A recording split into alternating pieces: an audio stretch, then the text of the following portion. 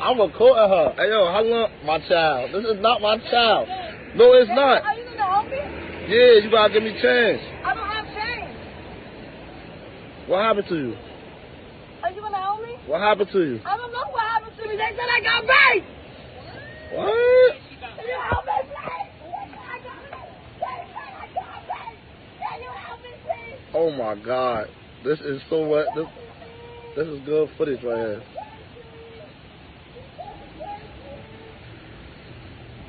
Hey, yo, come on. I'm gonna help you right now. Come on. Where are you going to help me? I'm gonna go get change for you. Okay, Hey, miss, you got change for a 20?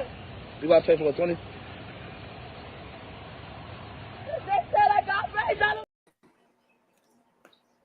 There you go, sir. Okay, hello everyone. This is Andreas, pop culture guy. Today I'm moderating the show of Batman Assault on Arkham. Oh my god. Live review, of course, the 2014 direct to the video animation movie based on the Arkham games. Just let that be clear. So this is not the new 52 universe directed videos that we're gonna review now on, since the Justice League Flashpoint Paradox. But here today I'm with Jeff, of course, co-host of MCU'S Edge, and Cyberneticshark, the half, I don't know, he's a robot, half man, half shark, you know, all that. But anyway, Jeff, how you doing? How's life and all that? Go ahead and criticize me. I think you're out of practice, sir. Out of practice. Your delivery's not very good so far. Well, you know what? You're very lucky. I'm here in this other dimension, not having a gun to your head, just like the Joker. So Oh, I got you. You're in the air. You're in the air conditioner dimension tonight. yeah, air conditioner dimension. No, the timeline dimension. Anyway, and Cyber, how you doing, sir? How's life? Life is life, and I am here to talk about DC Animated. That's right. Well, before we kind of get into this review, I just want to kind of just quickly get you guys' thoughts on the new Superman movie. Of course, you folks know that last Friday we had the new James Gunn Superman movie, of course, starring David Cornsweet, Richard Brosnahan, and Nicholas Hoult, of course. And this is the new start of the new DC universe. I seen last Sunday. I hope you guys seen it before. So let me start with you, Jeff. Have you seen the new Superman movie? What's your thoughts?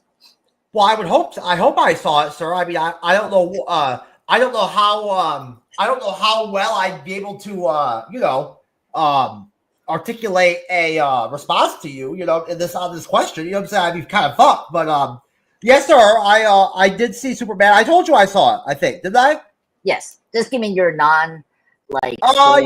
yeah, like very quickly, and then. Sir, come on, sir. This is the MCU Bleeding Edge. We do spoilers here. We don't ever do non-spoilers.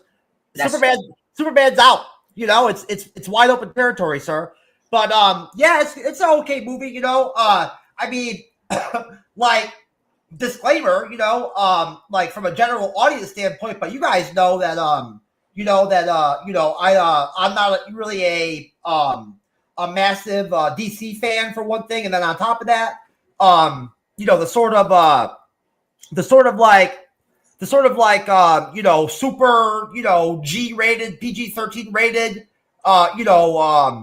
very, very light, positive type trope that Superman films usually have, is just not my, general, cup of tea, as far as, what I like overall in front of as far as cinema and television goes, and even when it comes to superhero films, I still do particularly like the stuff that's more mature and more dark, whatever it's there, whenever they go in that direction.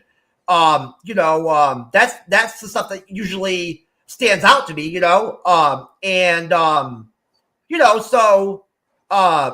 I guess my point is just that I maybe wasn't as excited, or hyped about Superman coming out, and going to see it as I see a lot of other folks are right now, and were for the movie. And good for them, right?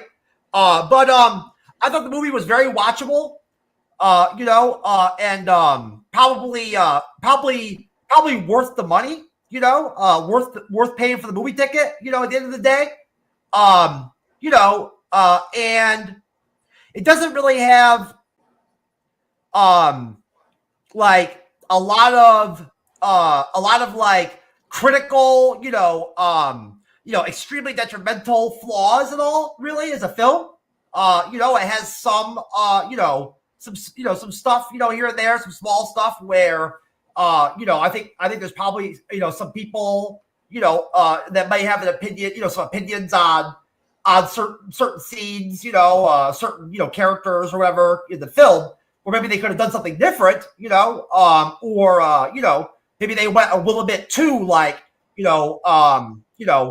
lovey-dovey, PG-13 Superman, type film. But the action scenes were well done. The movie looks really good, for the most part, and I think that it looks like a superhero, like a Superman movie in general. It has the tone, the imagery and everything, right? It's all there, Gunn did a great job, giving Superman and creating, his whole lineup, right? From the paper, I thought that was a great touch, even though I'm not really that familiar because I'm not a big Superman fan, with those characters really. I kind of know who they are. I like seeing them, So yeah, I mean, the movie had a lot of good things going for it, wherever they called themselves, the Justice Group, or whatever the fuck they're called. They were cool, I could have maybe had some more of them, in the film maybe than what they did, because they were good. And I loved seeing, the secondary characters, the other superpowered characters they had in the film. They were cool. And the actor that played Luthor was great. He's good. So that was probably the best acting performance in the film. Was him, right? He really he really stood out. And shined in his scenes at times. He really carried the scenes. I thought he brought a lot of weight, to the character, and really made Lex a really formidable villain in his own way. In his own Lex sort of way, which we're very aware of, from DC animated, films and stuff like that in the past, right? Lex Luthor has to be done a certain way, right? As a villain, because he's not, he doesn't have superpowers, he's just a regular guy that's really smart, that uses technology, right? And all that. And, at least in the movies, in film, that's how they depict him. Right? They don't go crazy like in the comics and put him in, power suits and, all that, and give him powers and all that shit, I thought that was a great performance, and I think a lot of people probably have that opinion about him and the job he did. At least I hope, I would think. Overall, it was a good film. I would not pay to go see it again for a second viewing at all. I don't think. One viewing was good enough for me. And I thought Gunn did a good job overall with the film, even though it wasn't like my, one of my favorites. And I hope it does well. I don't know how well it's doing box office wise. I think it did okay. Hopefully it'll do well. I want to see it be successful because it's good. It's good for the DCU, for the new DCU, for the movie to do well. It'll really help. The other shows and movies that are coming down the pipeline. I think if they start off, with a winner right off the bat to start off, I think that helps. So they need that. And overall, again, I think it was really well done. It's what you'd expect from a Gunn directed film in terms of the visual aspect, the humor. The dialogue, the style, the soundtrack, the music, You know, it was all very done. And yeah, you know, I don't know. I probably give it like an 8 out of 10. Yeah, same here. I rated it at 8 out of 10. Yeah, sir. That's it. That's all I got. I think out of Superman, sir. No, very good. I agree with your points. I mean, I'm a little high in terms of my enjoyment of the film, but yeah, I'll get into it after Cyber. Cyber, your thoughts on Superman, sir? Go ahead. So with Superman, I'm a big fan of Superman just as a character. Mm-hmm. Okay, so I am all about traditional values when it comes to Superman.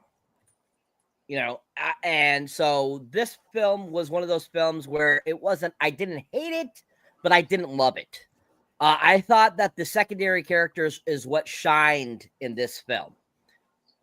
You know, Hawk Girl, Mr. Terrific, you know, Green Lantern, Jimmy, Jimmy's girlfriend in the film, that's Lex Luthor's girlfriend, Lex Luthor himself, you know, and you know, even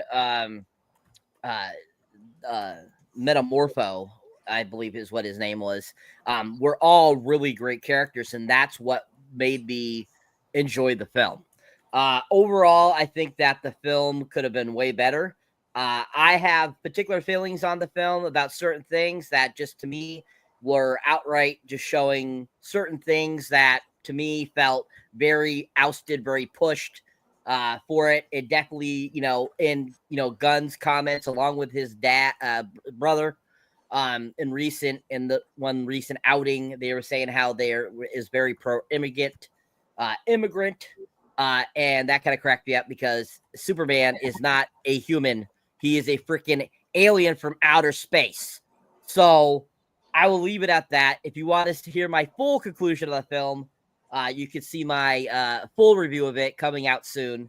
But yeah, I was not impressed with it. I do agree that it had some great action. Visually, it was interesting. It wasn't too bad. I thought the music was decent. But overall, I just was not like, it wasn't anything I loved or anything I absolutely hated. But overall, I think it was okay. Out of 10, I would give it 5. Okay, 5 out of 10. That's not that bad. Yeah, I'm with Cyber here. Sorry, not Cyber. Jeff, in terms of rating, 8 out of 10 for me. It's before we see Fantastic Four next week, first steps. I mean, so far this is definitely the best superhero movie of 2025. I like Thunderbolts, but I think this was it's the most comic book superhero movie we had so far, which I was happy about. You know, I'm not against the whole dark and gritty thing with Superman from Man of Steel, but same time, that wasn't like Superman at all. I'm not a huge Superman fan. You know, obviously you guys know me, I'm a Batman fan, and so I was very curious when Gunn was announced as the director. I was like, okay, I trust this. I trust James Gunn. I love the Guardians films. I love the Suicide Squad. He has done a great job with Peacemaker, which we're going to review later in the month, August. And so I was, you know, I exceeded my expectations. I love the cast. I think that the cast is really the best thing about this movie. Gunn did such a great job of casting the Superman or, you know, / the Justice League characters we see in this movie. They were top notch. I mean, Mr. Terrific, great character. Love him. He's the actor that played Doran in X-Men First Class, who sadly died in that movie. It was great that he played another superhero here. He was awesome. His scene with Lois going to rescue Superman is the best scene in the movie. I love that. The action is great. You know, I thought this was the best Superman action after Man of Steel. I thought, you know, Gunn really delivered that because everyone complains about so much. You know, Superman doesn't, you know, fight or punch. You know, you get that in this movie in a better way than Man of Steel, I have to say. But I have my problems. I feel like there was just too much like going on in the movie. Like I like the Justice League people, but I don't need the Justice League people. You just focus on Lex Luthor and the Daily Planet people. That's all. I don't need like the Justice League here yet. You know, it's like, can we wait for another sequel or like whatever movie that was going to introduce the, you know, Hawk Girl, Green Lantern, and Mr. Terrific, like because besides Lois and Jimmy Olsen, we never get time to spend with the other Deadly Planet staff, like Perry White. Like Perry White is barely in this movie. I mean, he's played by the great actor from The Wire, and I was just shocked that they were like he just. I mean, he was great in the few scenes he is. He's so funny, but yeah. So that was the big thing. I like comparing this, and then the thing that was kind of interesting, we didn't get too much of Clark Kent. We were getting more Superman, which is fine. And I thought that was good. It's similar to the Batman. Like when we got that movie, you know, it was more focused on the Batman than Bruce Wayne, his identity. So that was interesting that Gunn took that, and that was fine because I think that was a unique direction to take the new Superman character. I mean, I think David Carson is the perfect Superman. I'm very excited for him to see what we're going to do with him. I'm very excited for Supergirl. I'm a big fan of Supergirl, so I like her cameo there. Yeah, so this overall, I think you guys should, everyone who's in the chat, I highly recommend going seeing the theaters. Is a blast. It's like it's very well paced. It's just one person, sir. Well, you don't know the other like social things that we have in this live stream, like Rumble or whatever. Like if people are seeing that, like I'm talking to them. But yes, I know there's one person in the chat. But yeah. So 8 out of 10. As a Batman fan, I was shocked that they made a good super movie. It's not perfect. I mean, there's a lot of things that we can go over that's like, you know, not perfect in the film. I think there's things they can chop up and like focus on this one thing that I thought that was better. And I mean, you know, but hey, it's the movie, so you know, not every movie is perfect. So that's my thoughts on Superman. So now let's get into sorry if you hear me saying Suicide Squad, because let's face it, this movie is a Suicide Squad movie, despite Batman's in it. So we're talking about Batman Assault Arkham. Thank you guys. Great talk on Superman. So this is the 2014 movie. So this just give it like a little background before I'll do the recap.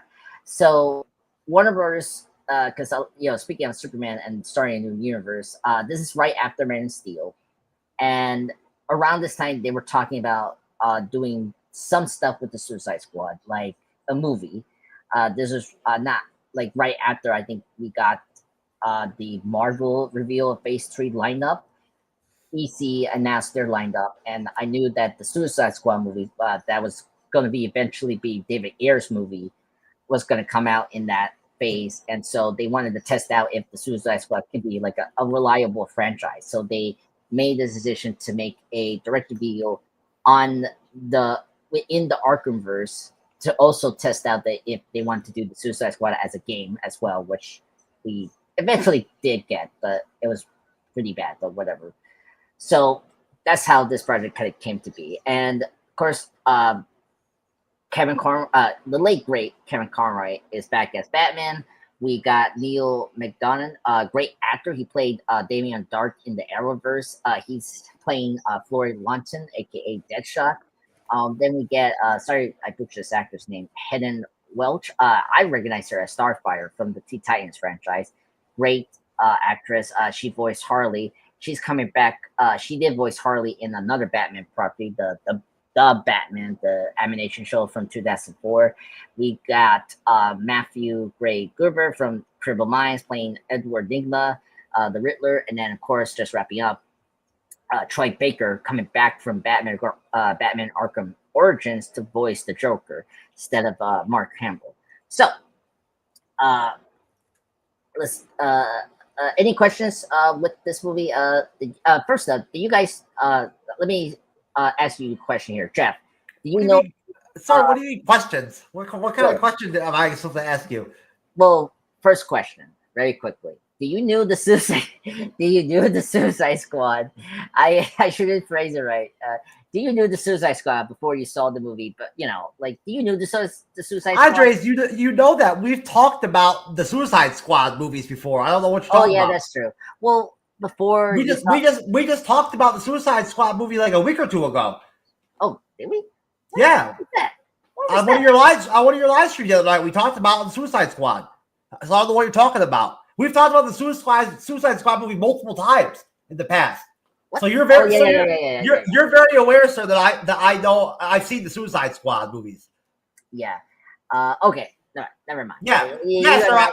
I've seen all the Suicide Squad movies, so I've been knowing about them, you know, for a minute since I saw them in the movie, the animated film. Yeah. Okay. This is your first time seeing this animation movie, right? Because this is my first time watching this. That's my goal. Yeah, it's always my first time, man. I've never seen any of these movies. Okay, good. Thank you, sir. Cyber, is your first time seeing this movie, The Assault on Arkham, sir? No. Okay. Oh, really? Okay. All right, that's awesome. All right, let's get into this recap before we lose our minds again. All right, so the beginning of this movie, we get the Riddler talking to director Amanda Waller. I think they're, we don't know what they're talking about because he's asking Nigma to like give her the information that he has, but she sends in her man to like capture the Riddler, but the Black Ops assassins were evaded by Batman. So Batman rescues the Riddler from the assassination attempt from director Amanda Waller, and he returns him into Arkham Asylum. Now, in response to that, we got Waller. We get here a spectacular, fun montage of her capturing every wanted super enhanced criminals. So in the lineup, we got Black Spider, Captain Boomerang, Deadshot, Harley Quinn, KGB's, Killer Frost, and King Shark to recruit them into the Suicide Squad to break into Arkham and recover the thumb drive that's in the Riddler's cane. So that's their mission, because it's containing a sensitive knowledge about the squad, and it implants the Nero bonds in their necks to make them, comply with the mission and all of that. Now, some of them, some of them we know that they already work in the Suicide Squad. Like Deadshot in the scene, we know that he's already part of this team, so he's already experiencing Waller's overall assessment of that. But one of the new members doesn't comply, doesn't believe this crap. So KGB doesn't believe it, and so he tries to walk away. And so Waller allows him to walk out from that room, but the nano bomb in the neck explodes and killing KGB in the process for attempting to leave. So pretty much showing the new crewman that it's serious. So after that, Waller sends the remaining squad members to Gotham City to receive equipment from the Penguin, voiced by Nolan North. Just gonna give a side note: Nolan North voiced the Penguin from the Arkham games since Arkham City. So that was really cool to hear his voice as the Penguin, because that's where, if you listen to him, he sort of established this version of a Guy Ritchie Penguin that we eventually get from Colin Farrell's version of the Penguin. I mean, very different, of course, from the Batman universe. So let me stop there. There's a lot to grab into. So let me get to Cyber. Cyber, what you thought about the beginning? I'm sorry, Andres. Who is Neil McDonough? He's an actor. He voiced Deadshot in this movie. And he's a very well-known actor, really good one. He's in Stone. He's in the Arrowverse. Sorry. Okay. He's one of the major villains in Arrow. Hey, CD Stein. Appreciate you out there. Sorry about that, Andres. No worries. No, it's great to see you again, CD Stan. Yeah, he's the nicest person, one of the great actors. Saber, your thoughts at the beginning, up to when they meet up with the Penguin, sir. Go ahead. So, first off the gate, I'm not a huge fan of the animation in this film, but even though the animation is not my favorite, I think the story is really solid. I think that the thought process of this movie is really good, and it's got a pretty decent voice cast. Yeah, Neil McDonough, I absolutely love Neil McDonough. He has recently been in Tulsa King as a villain. And he was also a villain in Paul Blart Mall Cop 2. He was in Captain America 1. He's been in a whole bunch of stuff over the years. He's a fantastic actor. I've heard him in conversations and stuff like that. I have a lot of respect for the guy. And so I think that's cool, CD Stein, that you had a 1 hour long conversation with him. So that's really cool. That I like to have that in the future with him. But I think that Kevin Conroy coming back as the voice Batman for this was absolutely fantastic. He has always played the voice so well. And, I think that this whole cast is really decent. But I think the beginning of this film is real fun. I think the montage of them collecting the supervillains was my favorite portion of it. I think that was super awesome. I thought the fighting at the beginning when Batman's getting the Riddler, I thought was really good. And I think overall, this is a really solid start to the film. It's got a lot of great action. It's very gritty and dark, very DC-like.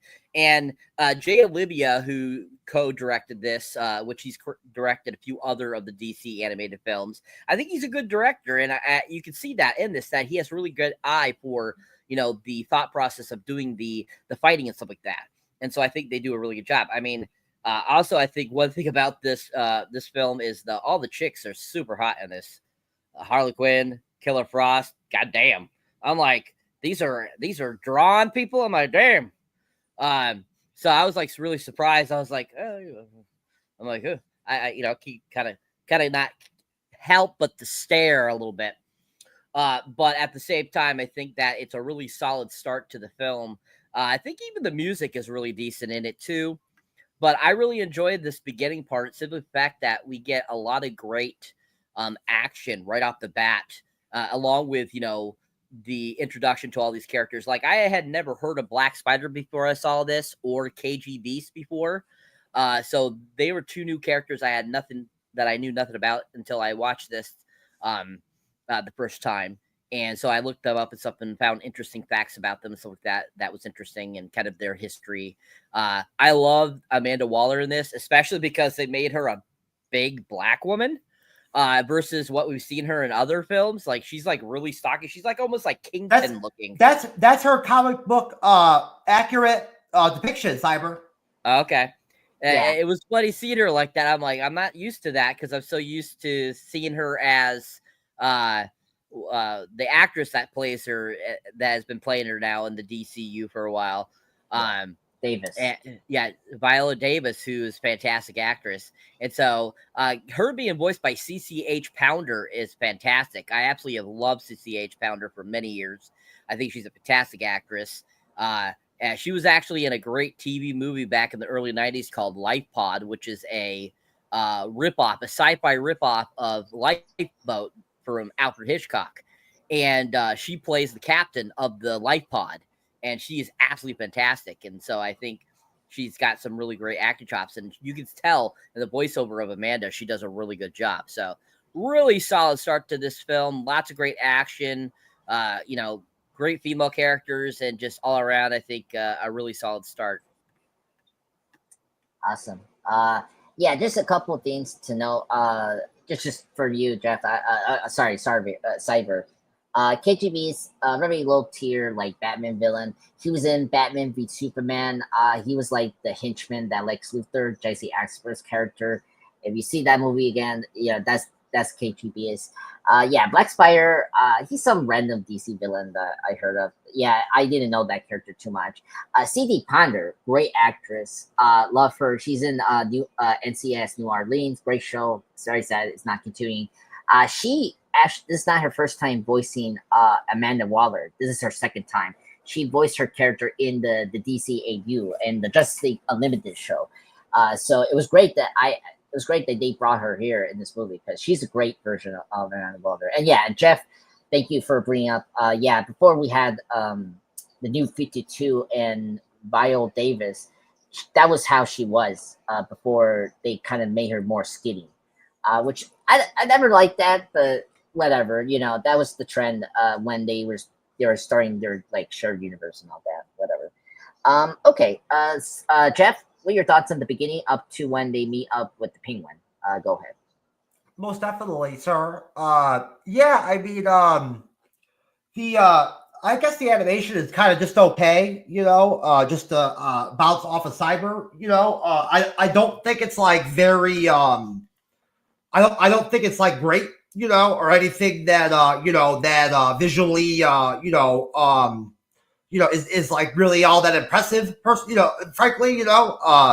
I think that you know, for a dark, you know, a sort of darker animated film, you know, like this is, you know, you have like the, you know, a lot of dark, you know, scenes going on, you know, to begin with in you know, in Arkham, right?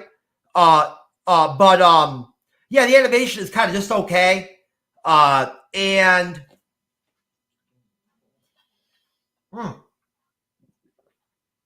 excuse me, I apologize. I love this this new raspberry voltage Mountain Dew. It is fucking outstanding, man. I'm telling you. Gotta love Mountain Dew popping out new flavors, man. So yes. As far as Batman Assault on Arkham goes, you know, I like the duality angle that they have going on in the film with sort of like having Batman you know, there in the film, you know, kind of sharing the screen time in the film as the main, as you know, as a co-main character with the Suicide Squad, almost, right? In a way, you know, like they're the main kind of characters, you know, and you know, and obviously the Joker's in there a lot too, you know, but I like that kind of format, you know, or style, you know, of movie. I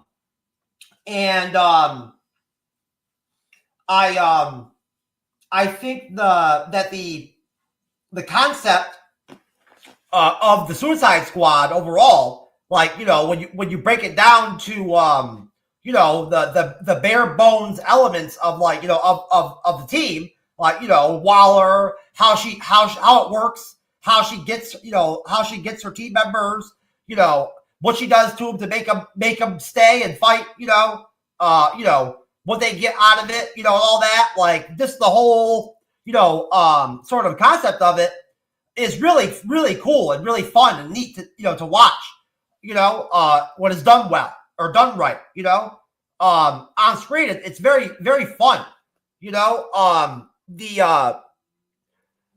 will not lie.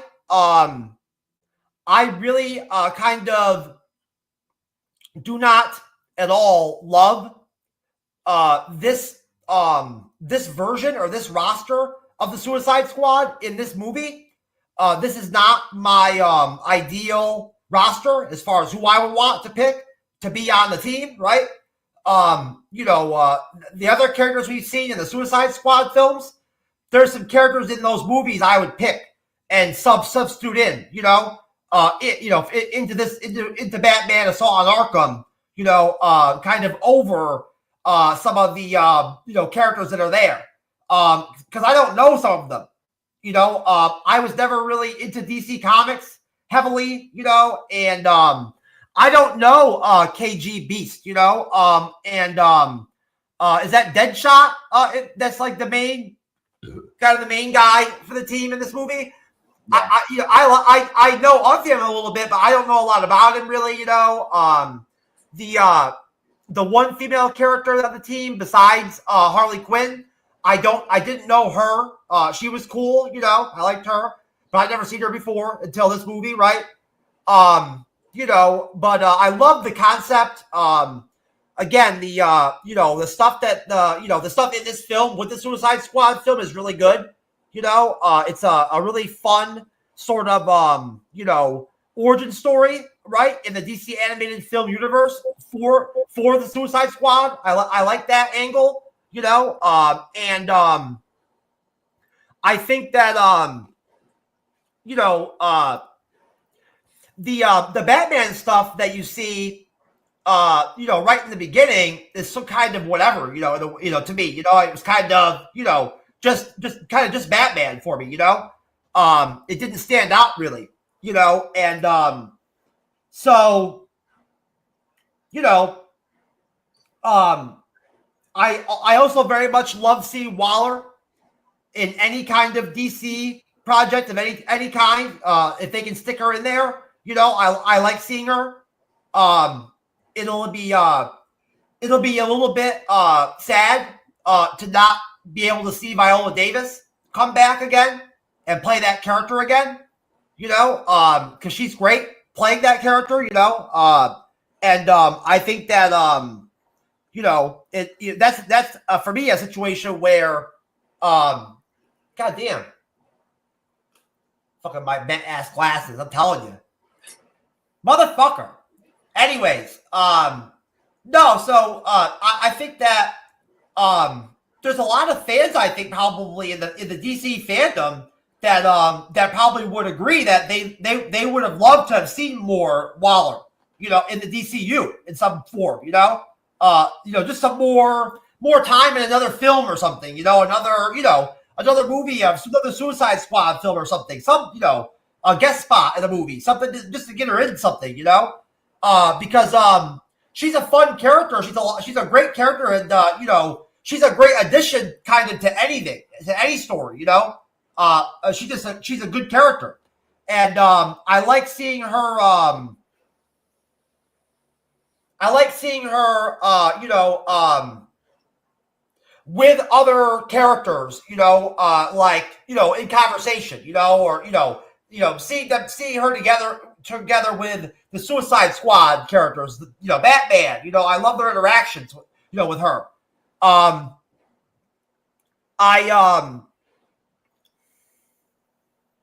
I didn't understand, and I don't get what that one shark dude, what his deal is or whatever on the Suicide Squad in this film. That was King Shark. King Shark. What's his deal? Does he just have like a big metal like mouth? Is that like his shit?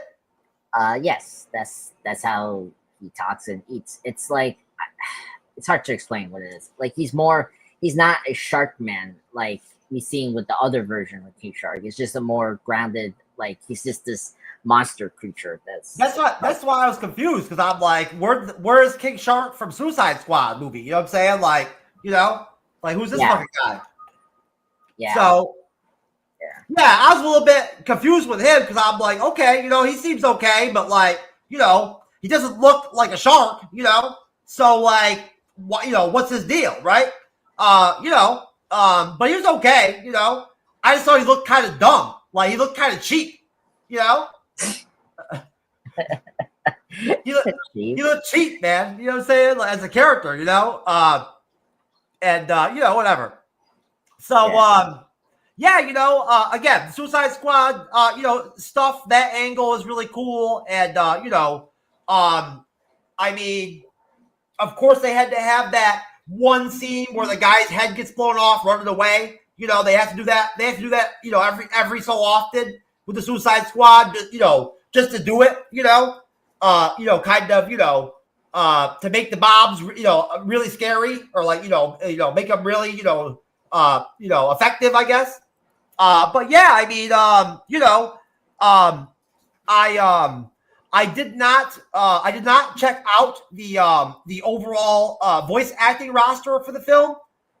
You know, so I'm not exactly sure who all, you know, is in there, but the voice acting, you know, for me in the film was sort of, you know, kind of just okay. You know, I did not detect or notice anything really, you know, out of this world, or, you know, attention grabbing or whatever, you know, about any of the voice dialogue, you know, from the actors, you know, actresses. I just did not, you know, didn't notice anything that stood out to me, you know. I felt like it was kind of just, you know, your usual DC animated films, sort of, you know, what they have usually, you know. But I know we've definitely reviewed other DC animated films before in the past where they've had better voice acting, I think, that I saw in this movie. So, you know, since we're stopping at Arkham, right? I don't really Yeah, stopping at the Penguin when they meeting up the Penguin. Oh, at the Penguin? Yeah, I mean, I don't know. I was whatever about the voice actor for the Penguin. I was kind of whatever about that. It did not feel very sort of, I guess, authentic to like the current Penguin voice you expect, kind of, from the recent, Penguin appearances in movies and TV and stuff like that, kind of. Just kind of a little surprising, but yeah. But it was okay, I mean, having the Penguin in a film, even an animated film, in a throwaway, character, like in a throwaway role in the film, where he's only there for like 2 minutes, and as like a a C character or whatever in the film, it's kind of a waste, but that part was okay, I guess, Yeah. I mean, well, look, I mean, I don't understand why they couldn't just bring their own weapons and gear and all that. I don't know why they had to go to the Penguin to get that stuff. You know what I'm saying? Like, that's all, Yeah, I mean, that's just typical, like, heist, slash breaking in, like a like high security building, that's like typical storytelling. If you've seen like Ocean 11 or Inception, like it's like that, so it's, I was not surprised. Oh, okay. Well, I my bad. The Penguin can get them into Arkham. I apologize. Yeah, that was the point of that. It was just this like, okay, here's your things, this is how you get into the Arkham stuff, of course that scene gets interrupted because, we get this like funny, background that Penguin had, encountered the Joker and Harley Quinn, and he doesn't like Harley Quinn because of, this incident that happened a long time ago. Yeah, I understand where you're coming from, Jeff. Yeah, the cast here is okay. I mean, the ones that are from the previous like DC projects, as CC Ponder, the late great, Kevin Conroy, like those are the top tier ones that I like about this film. Yeah, when you get the other ones like from like King Shark and whatever, it's kind of weak. Now the Penguin is a different story. Like this is what I mean. Of course, it's hard to compare this Penguin to the Colin Farrell's Penguin from the Batman and his show, because this is how they actually made the version that we've seen right now currently, is because of this version from the Arkham games. But yeah, but Nolan North is a great actor, but he's no British, or like he's trying to do this cocking accent from like Guy Ritchie movie, but it's kind of fake. But anyway, very good. Now let's get back, like speaking of Penguin. So after they get their equipment to the Penguin, right? They like stay overnight at the Iceberg Lounge, the famous nightclub that Penguin runs. Of course, we saw recently in the Batman, the live action movie, which was great. So here we can see a couple of our characters like interacting, and like of course, we see briefly Killer Frost, another major DC character villain. If you've seen the Flash, the CW one, she was there, but that was a different. That was the third version of Killer Frost, Kate McSnow. This is I think the second version of Killer Frost. She gets a call from Amanda Waller to do something. So we don't know what. We'll get into it later on, but she gets a more private call from Waller to do something during this Arkham heist thing. Then at the same time, we see like Harley and Deadshot having a one night stand.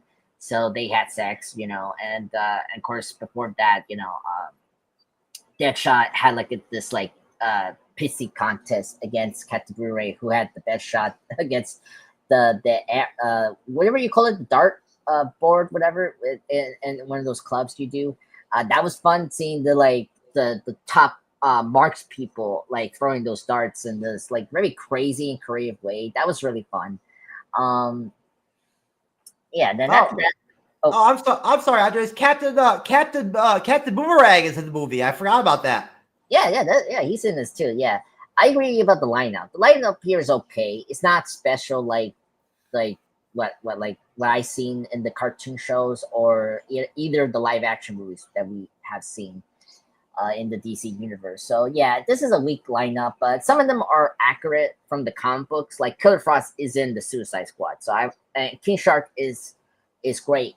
Is in, of course, in the Suicide Squad as well, but I agree with you guys about the animation, because they're trying so hard to be part of the Arkham games, so their designs are like kind of accurate. Like I can see their design be in the games, but like I don't know about King Shark. King Shark's design is really bad. I like you have Killer Croc, who is Killer Croc in the games, look spot on.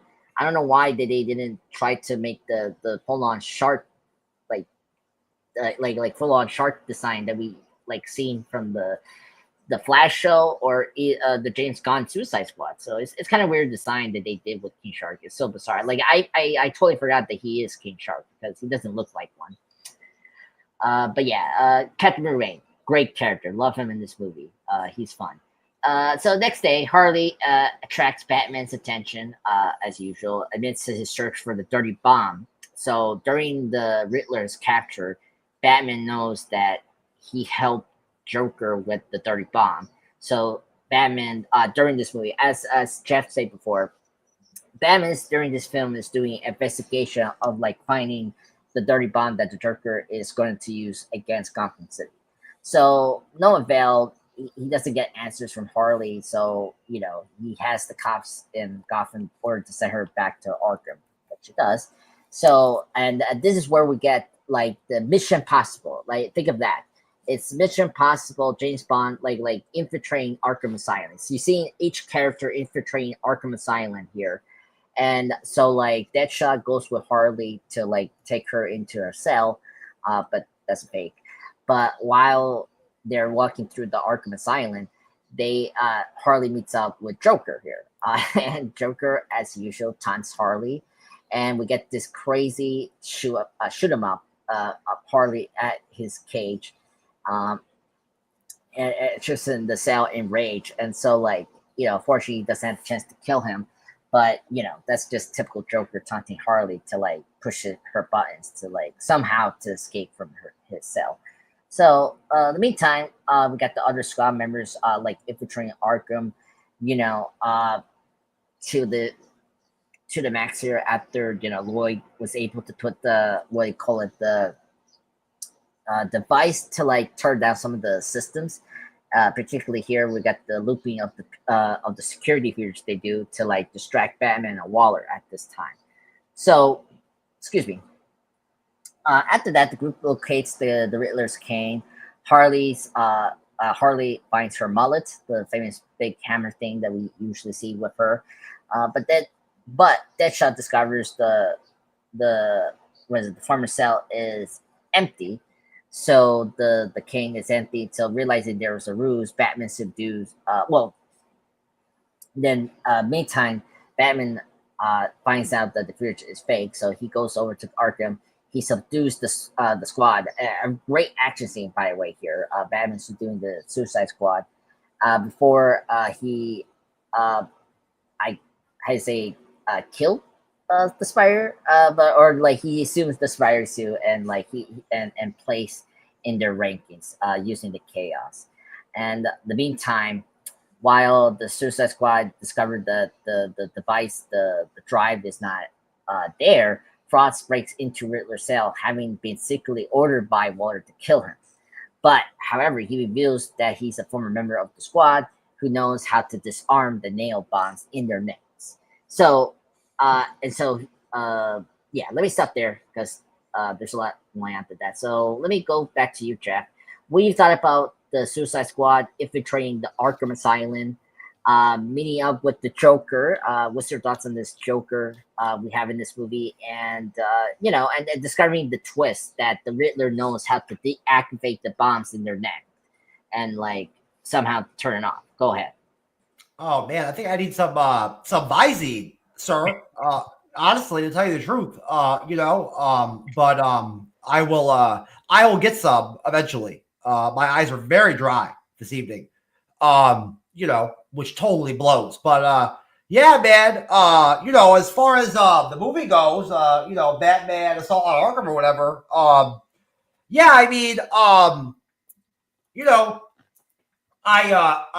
think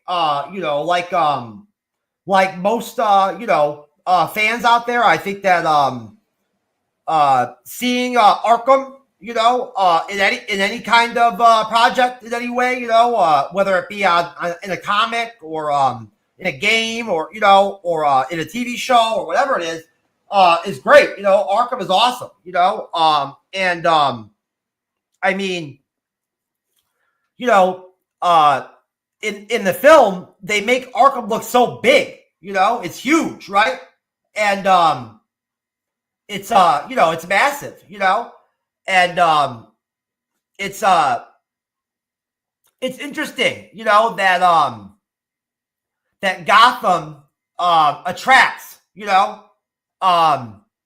like so many you know, you know, psychotic, you know, mentally insane, you know, criminals and killers, you know, and metahumans and shit like that, right?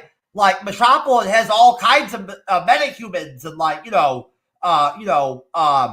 psychotic, you know, mentally fucking ill, you know, type motherfuckers and shit like that that need to go to Arkham all the time. You know, it's kind of interesting, right? You know, so you know, I just always found that interesting about the city, you know, about Gotham, that they seem to you know, have all these fucking you know, people that, you know, to go into Arkham all the time, you know. But yeah, I mean, I don't know how I feel about the sort of subplot that they drop into the film when they add the Joker into the film, you know. I don't know that that they had to do that necessarily, right?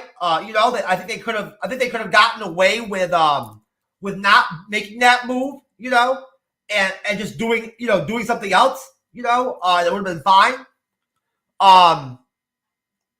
You know, I like the Joker, you know, but you know, I don't know. It just seemed like they were doing a lot, you know, they had a lot going on in the film, you know, at one point, you know, once they made that move with put the Joker in, you know. There's already so many characters in this film, you know. So, you know, I thought the writing was pretty decent, you know, for a DC animated joint. I thought it was pretty good. I think it was a very mature, like a very adult, sort of DC animated film. Honestly, there's more blood, you know, and there's more killing, you know, in this film than any of the other ones I think I've seen, you know. So it's pretty gory, you know, which I think is good. You know, it's cool. You know, I like seeing that kind of that kind of theme. You know, being attached to Batman. You know, and you know, of course, you know, it's hard to do the Suicide Squad well if you don't make them, you know, R-rated. You know, almost, right? And you know, and have that kind of freedom with what you can do, you know, with the characters, you know. So, you know, I appreciate very much, I think, the sort of Suicide Squad, you know, infused adult, you know, sort of angle, you know, in the movie. I dig it. And I don't know, you know, I mean, some of the Suicide Squad dialogue in between characters, you know, and their scenes was a little bit silly at times, you know, a little bit fluffy, you know, at times, right? It could have used a little bit more bite, you know, but I don't know. I felt like a lot of the humor and some of the mature dialogue was very like very realistic, like very very like 21st century sort of, I guess, and yeah, I mean,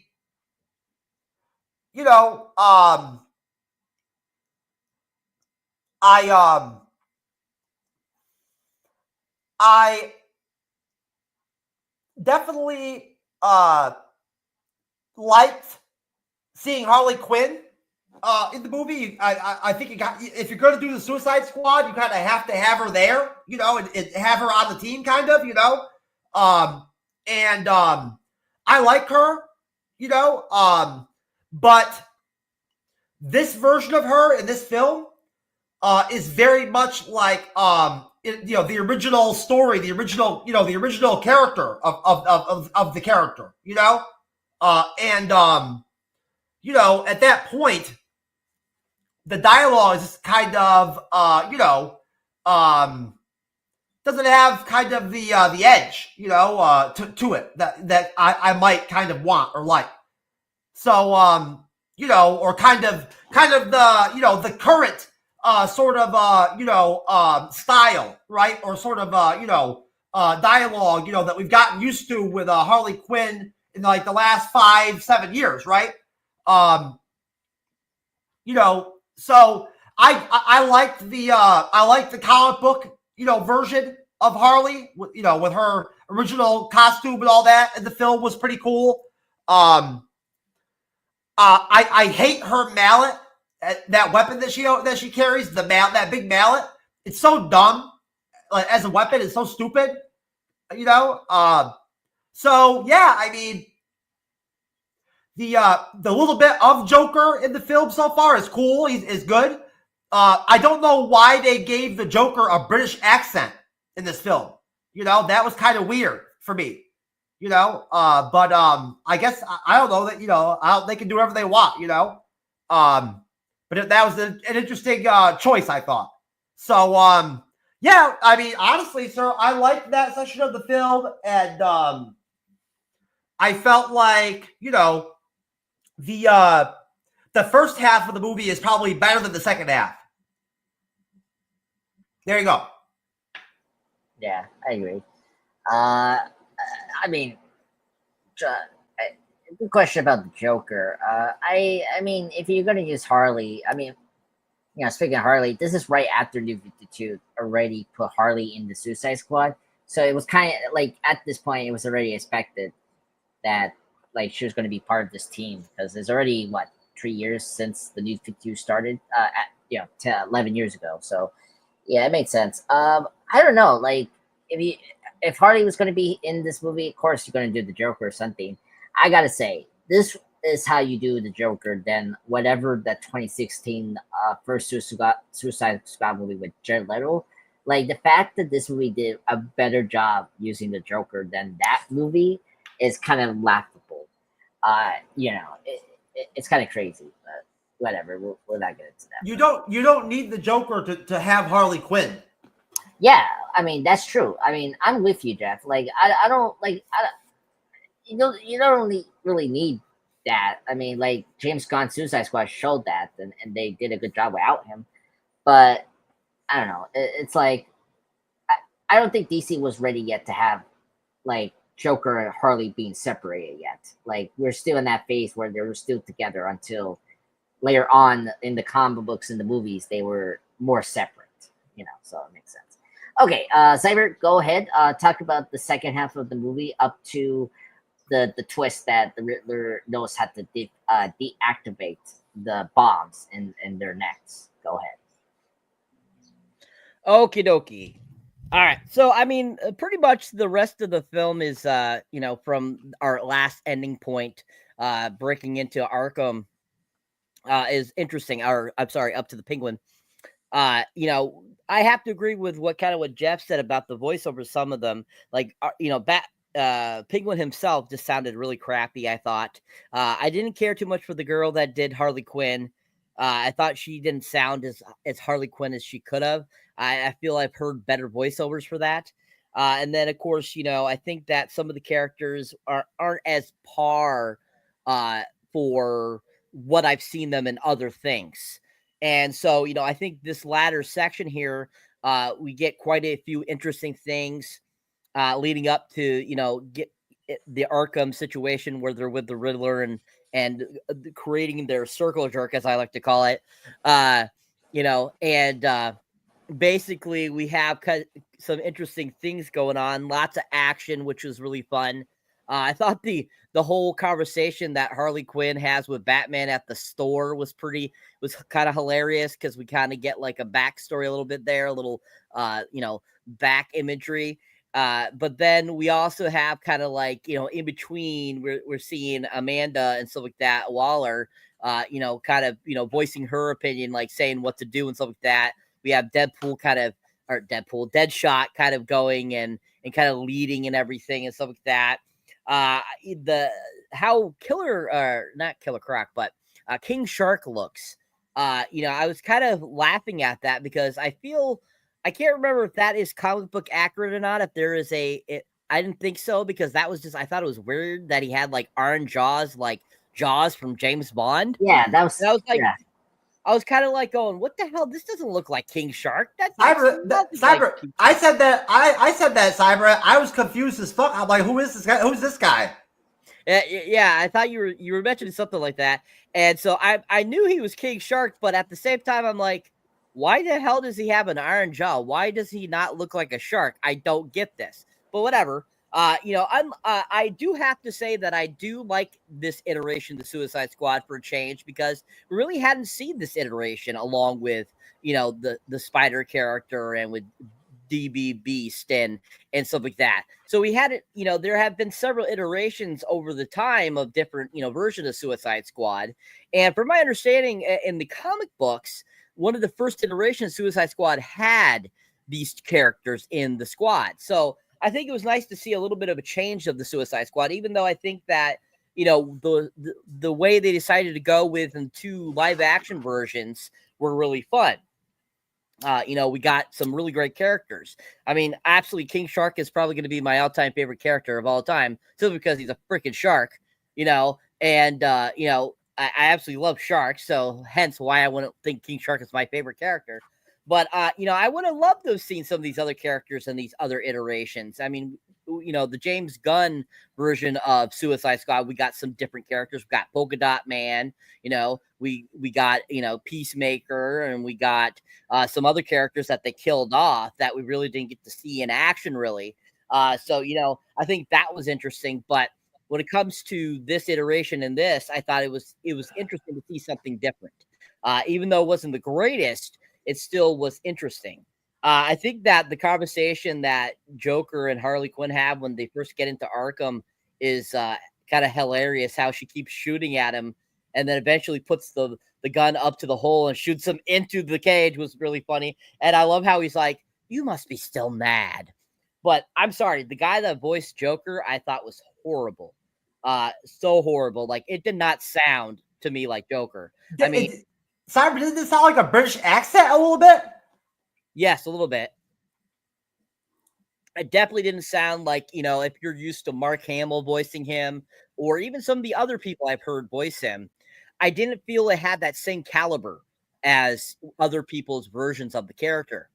And I just don't think it sounded as authentic either, because it felt a little bit like you were saying, Jeff, it had a little bit of an accent to it, but at the same time, it was a little too, like, it wasn't deep enough, I thought. Like, if you were to watch The Killing Joke, or if you were to watch something else that's similar to that type of genre, it just did not have that same appeal. And that was too bad, because Joker is such a great character. I mean, that scene that when it leads up to them going into to getting around the circle jerk, and he thinks he's killed Batman, and he's talking to the freaking head, cracks me the hell up. It is so freaking hilarious. And totally that makes me think Joker, like, that's something Joker would do. That's something like that. And I think that's a real great way of showing who the Joker is. And so, even at that point, the voiceover wasn't that horrible at that point, because I thought it sounded and fit better there. But yeah, I mean, lots of great action leading up to your endpoint, sir. I thought it's very action packed, even though, like I said, the animation isn't the greatest and the voiceovers aren't the greatest. It still is very action packed throughout this whole entire film, which I think is really entertaining and really makes the film very fun. Thank you. Yeah, I don't know. I don't know, the King Shark design. I don't know what they were doing. I think they were trying. I agree. Troy Baker, very weak actor for the Joker, because they're trying to make this movie connect to the games, and of course, Mark Hamill voiced the Joker in the games. And I was kind of surprised because he's good in the first game. He voiced the Joker, Arkham Origins. If you play through that game, he's actually good in that. So I was kind of surprised how bad his performance was in this movie. So I'm with you guys about the Joker performance. Pretty weak. The King Shark design, like, what the hell? I mean, just make him a shark. I don't know why they did this like draws chain thing or draw thing. It's so bizarre. It's definitely the design for video games. I don't mean to cut you off, Andres, but where I find it confusing is that as a light DC fan, all the other characters like Killer Croc, and the other shark guy, right, from the Suicide Squad film, right? They actually look like the reptiles or animals or whatever that they're supposed to that they are. You know what I mean? So like that's all I found confusing about hitting that guy. All he has is a metal mouth or whatever, I know. I don't know. I don't know if they were trying to make this design that, like, I don't think the games will definitely do the reptilian design of the shark. So I don't know why they went with this bizarre, dark, realistic design. I don't know. It's a very stupid design. Okay, very good, guys. And I agree with you, Cyber. You brought up the lineup. This was a good lineup. I mean, we got good. This is like the good mix of the old Suicide Squad mixed to the new one. Like, Harley is a new member of the Suicide Squad at this point, where Captain Boomerang, Deathshot are like really pretty much the long-lasting members of the Suicide Squad since the 1987 run from John Ostrander. If I remember correctly, I forgot the writer that revived the run. But anyway, so we get to so after the team saved the Riddler. Now everyone knows like what's going on, like why Killer Frost takes the Riddler alive. So they made it to the medical bay, and so like the Riddler can deactivate their bombs. So by the way, I like that like we are losing our Suicide Squad members one by one. That I actually do appreciate that than the first Suicide Squad movie from David Ayer. So the Riddler uses a electroshock machine to fry the suicide bombs as Waller gets the call for an update, and like she's now realizing their treachery after they activate the electroshock. She detonates the bombs, but everyone survives except for Killer Shark, unfortunately, because his thin skin made him immune to the electricity, and so he exploded. But the team realized the spider didn't explode. Well, actually, the spider did explode because he was dressed up as Batman, while Batman is as Black Spider. Now, the Joker was walking on. He gets dressed up as his Joker suit, and when the Joker sees the spider that's in the Batman suit, he gets exploded by his head. Poor Killer Shark. Well, I don't know. Poor Killer Shark. This version, he dies. Very sad. He dies. But we get the funny line here. I don't know if you guys caught this. When the Joker grabs his head and he sees the spider, his identity. He had the funniest line. I will say I laughed at this hard. He say, "Denzel, what happened to you?" And he starts to laugh, referencing Denzel Washington. That was a funny line. I did like that line when he was holding the dead corpse of the spider. Anyway, so everyone is safe now. Batman reveals his identity himself, so he confronts the squad, but they are pretty much attacked by the Joker, who attempts to kill Deadshot for his, his affair with Harley, of course. So, through she convinces the farmer to forgive her. So she does her little a lot of people forget that Harley Quinn is a smart person. She worked with Arkham Asylum before she became a villain. She's a psychologist. So the fact she did that to trick Joker to like not kill him. So she goes with the Joker, and we discovered that the mallet was hiding the bomb.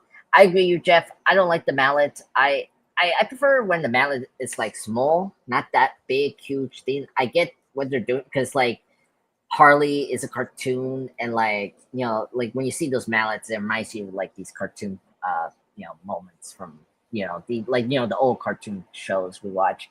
So, but I don't know. I don't think she needs a mallet. I agree with you with that.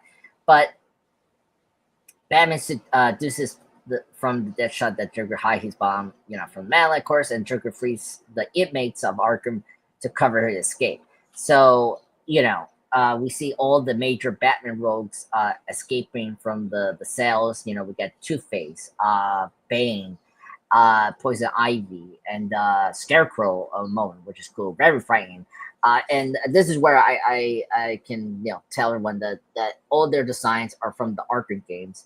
So each one looks exactly like the Arkham games. Even the Joker looks exactly like the Mark Hamill design from Arkham Asylum and Arkham City.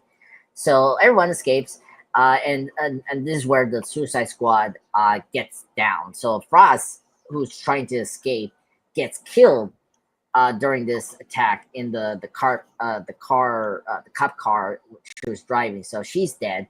I was like, wow, that's just automatically get killed. And then Boomerang is left behind in the ensuing breakout, while Deadshot escapes in the helicopter, only to learn that the Joker and Harley stow away while Batman gives chase to them as well. So we get this awesome thing where Deadshot and the Joker fight. This I actually really like this. I like seeing Deadshot going against the Joker, because famously, Joker is the most dangerous supervillain ever. Like no criminal will not go against the Joker. Like even Penguin, will never go against the Joker, because it's just how crazy, how dangerous the Joker is.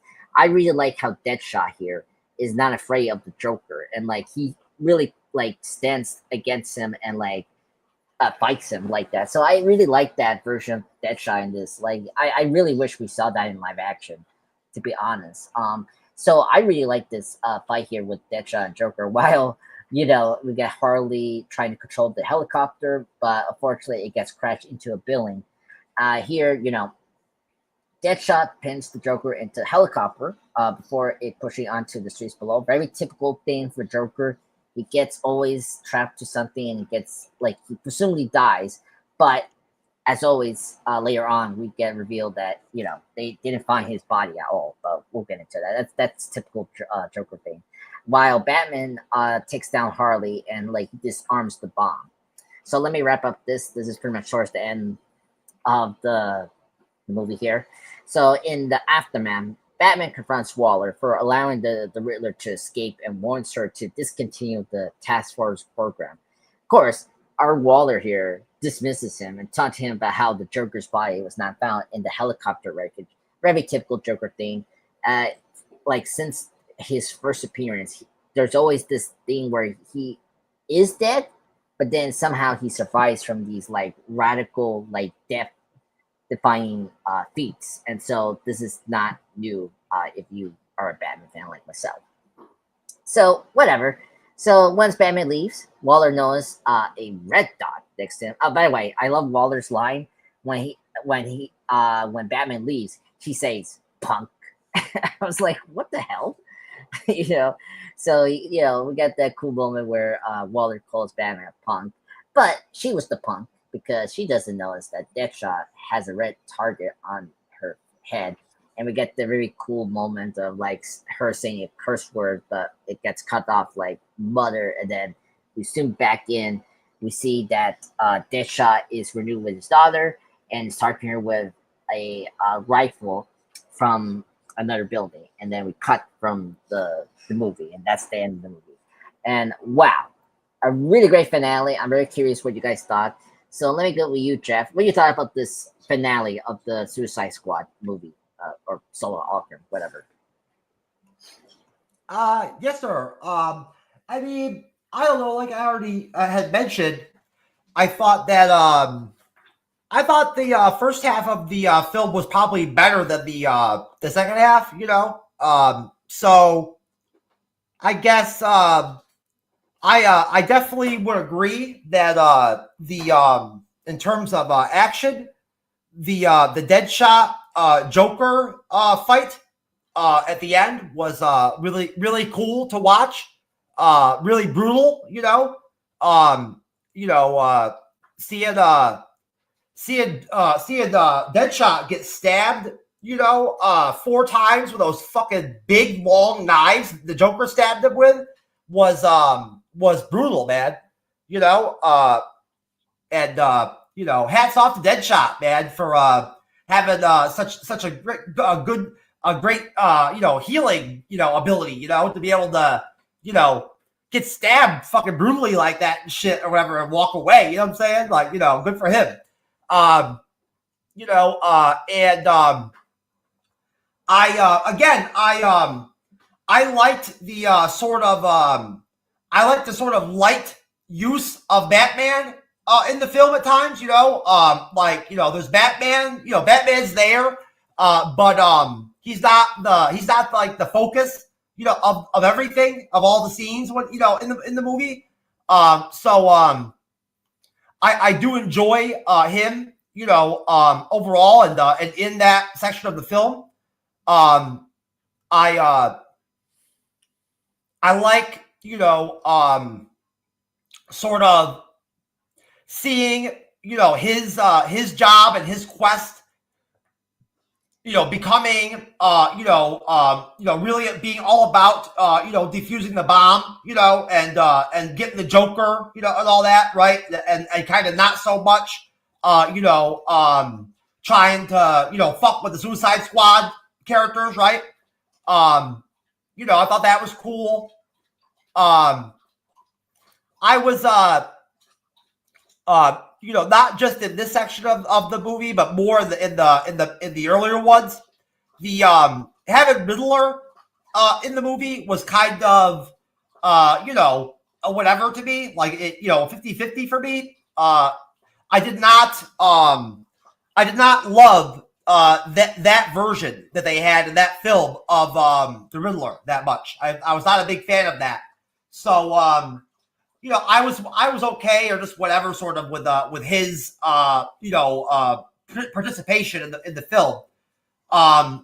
You know, the Waller saying motherfucker, you know, the mouth in it or whatever, you know, before she gets shot, I guess at the end was a great ending, you know.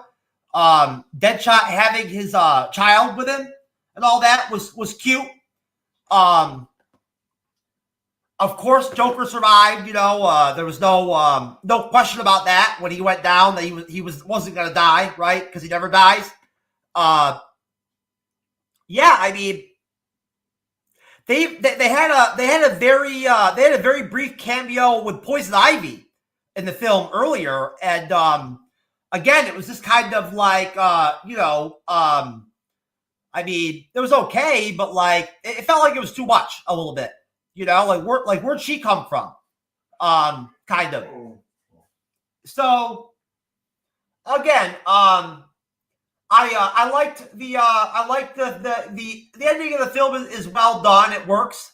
You know, you know, the movie does end well, and you know, I feel like, I mean, I personally like seeing the Suicide Squad team leave the mission together, kind of, you know, like I prefer to see that happen, you know. So seeing them all kind of die or go their own way, kind of, in the film, I didn't really like that all that much, you know. So you know, I don't know. I loved Captain Boomerang. I thought he was a really great you know, addition to the film. He's always good. And yeah, I mean, you know, very low key Batman in this film, very low key, you know, but still good, you know, and you know, great, you know, great Suicide Squad team, you know, very very entertaining, you know, so yeah, it was a pretty solid movie, and it was that section was pretty much okay. Thank you, sir. Yeah, I mean, the only two people who were surviving was Boomerang or Deadshot. So, anyway, Saber, go ahead. Tell me your thoughts on the finale, sir. So the finale is crazy. Craziness that ensues here, and once they get into the circle jerk, in the sequence, and the Riddler starts shocking them to destroy those explosive devices to their necks. It's freaking insane. And as this is going on, we have the Joker doing his thing, you know, outside and everything, and we have Black Spider who, for some reason, decides to not participate. And I'm surprised nobody was like going, huh? Like, why aren't you participating? You have a charge in your neck too. And so it's kind of like, okay, all right, you know. And so they start electrocuting them, and we get the electrocution, and we see things going on. And they get through with the first kind of round of electrocution, and all of a sudden, King Shark's head blows up, and you're like, holy crap! You're like, what the hell just happened? He's like, why did his head blow up? I love it. Captain Boomerang is like, and Killer Frost is like, because it didn't work, you dumbass, kind of deal.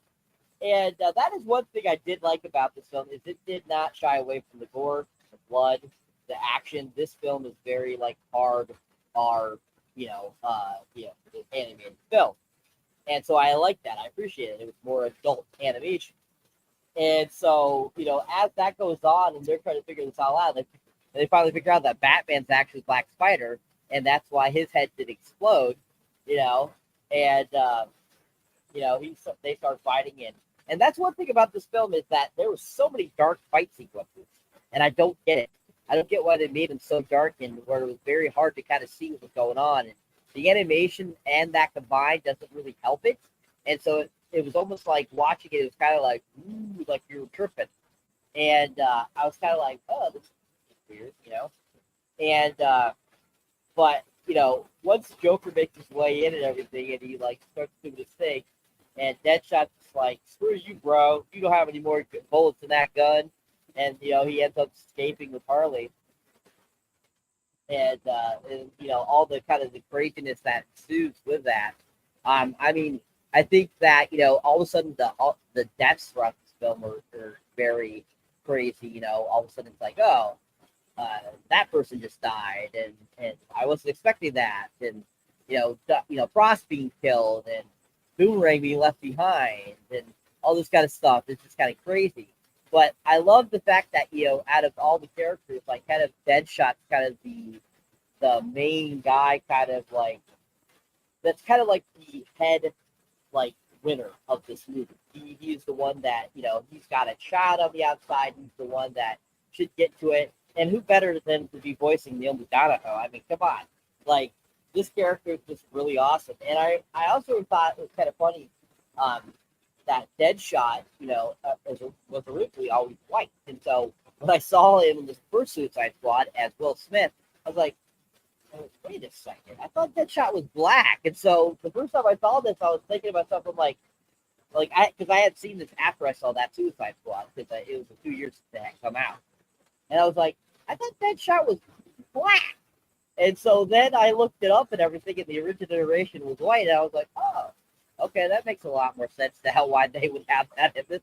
And I'm like thinking the whole time, like, oh, we need a black, you know, Will Smith character. We need, so I was kind of surprised by that. But at the same time, I'm like, oh, okay, that's cool. But then I look back and I think about it. I'm like, oh, wait a second. Deadshot and Arrow was white. And I'm like, oh, duh. Like, what, you know, why didn't I think that to begin with? But anyway, that's besides the point. But still, you know, Deadshot is such a great character. I've always loved the character. And so him kind of being like the one that kind of makes it out is kind of really cool. But I mean, the action throughout the rest of this, you know, sequence is really fun. I mean, Amanda Waller's amazing. And, you know, as was mentioned before, this is with the look of Amanda Waller is her comic book accurate look. I actually love it. I think it's really great. I think it's very Kingpin-ish, like I said before, and I really appreciate it and like that. And kind of the aftermath of Batman correcting Waller about it. I think it's really cool. And then and pretty much ending with Deadshot targeting her with a scope is just like awesome. And you're like, oh my god, is he gonna get her? And I think it ends very well. I think it's really decent done. And I think overall it's a really decent animated film.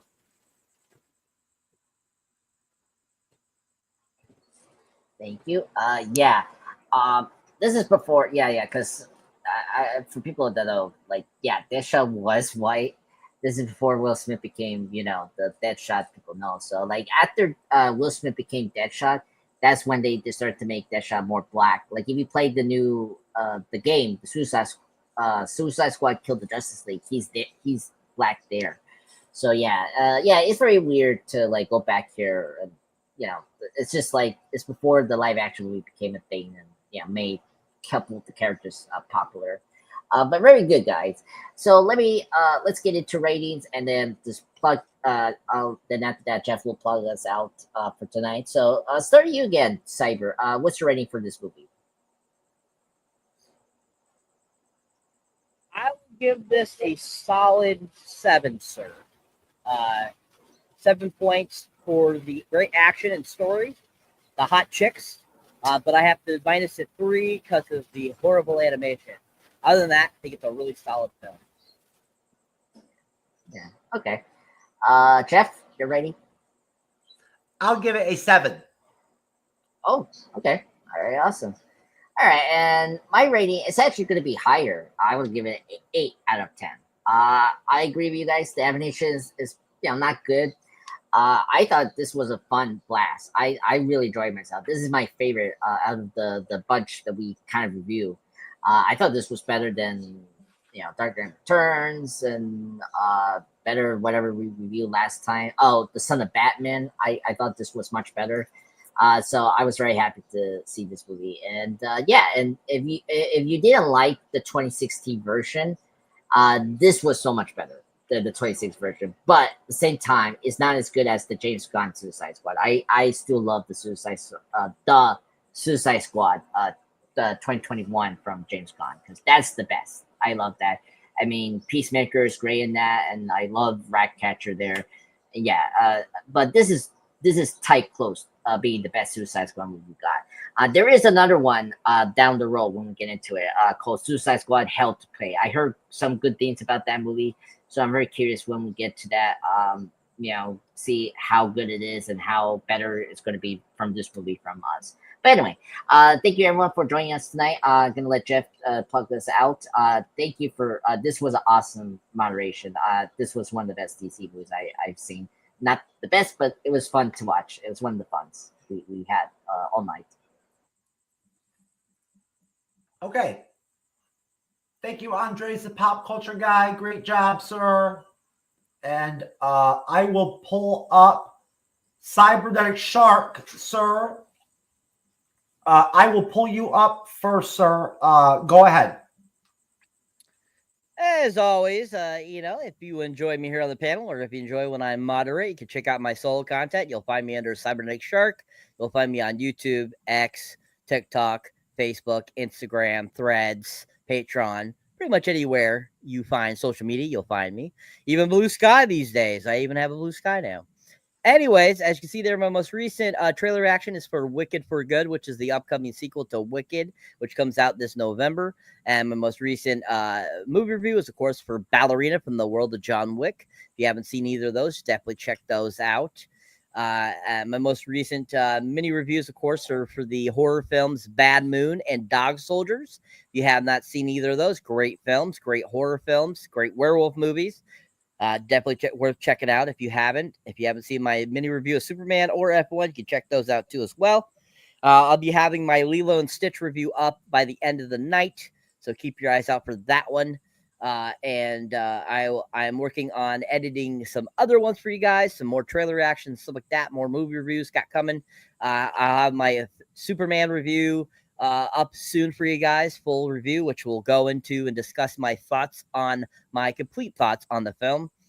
And then, of course, Jurassic World Rebirth and all this kind of good stuff. So keep your eyes up for that kind of stuff. So really, really fun content coming out for you guys. I hope you guys are enjoying it. Keep on watching. Keep on trucking. Keep on subscribing. I just passed 1345, which is, pretty impressive. I thought. I was like, wow, that's going pretty good. And then, of course, I just appreciate all you guys for subscribing. If you haven't subscribed, please subscribe. Check out my Patreon, folks. Lots of cool stuff on there. If you haven't tried it out, check it out. And then, of course, keep helping support us here on the MCU's Bleeding Edge. And, of course, Mr. Andre, the Pop Culture Guy, solo content as well. All right. And speaking of which, Andre, the Pop Culture Guy, sir, go ahead. So thank you, everyone, for joining us tonight. It was a blast. Mostly been working my buff up on content. So I recently posted my top 10 favorite Sam Carpenter moments, the character from the Scream franchise. Just recently posted today my retrospective collection review on Jaws for his 50th anniversary. Check that out. Shorts, I've been recently doing Superman content. So you check out my Superman clips from the Christopher Reeve going through the, Brent Ralph, all that. So then plus reviewing Superman movies. Last night, I reviewed Superman Outbound, the 2013 movie that we reviewed a lot of time ago. That was the Brainiac movie based on the Jeff Johns run of Brainiac from 2008. And our next live stream review, speaking of live stream review on my channel, this Sunday, I'm going to do the Suicide Squad. Just getting, the fact that we got the new Superman movie, we're going to do another James Gunn thing. So let's do that. So me, Jeff, hopefully Cyber can join us, do the Suicide Squad, the 2021 film. I think it's one of the best DCU films. The best DC films in general in the last couple of years, I have to say. And one of the best superhero movies. So you can check it right there. So we're going to review that this Sunday before I leave for my vacation next week. So, but don't worry, we'll have a short review on the new Fantastic movie when I'm over in Texas. So, but yeah, that's all I have to say. So thank you, everyone. It was a blast tonight. Okay, sir. Thank you very much, sir. All right, folks. We are back on for us Friday for A Few Good Men, which should be very fun with Andres and Cyber and myself, Jeff S. TrueKnowledge. We are out of here over here at the MCU's Bleeding Edge. Our review is over, and we will most definitely see everybody